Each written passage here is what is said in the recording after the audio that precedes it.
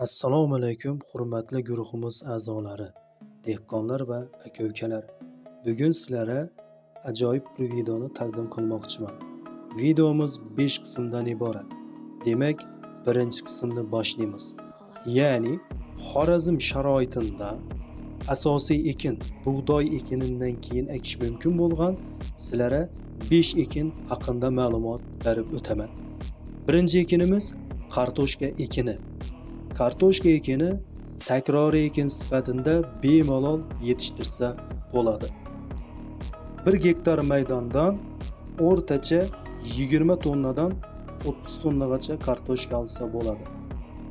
O'rtacha daromad 50 million topsa bo'ladi. Xarajati 15-20 million atrofida bo'ladi.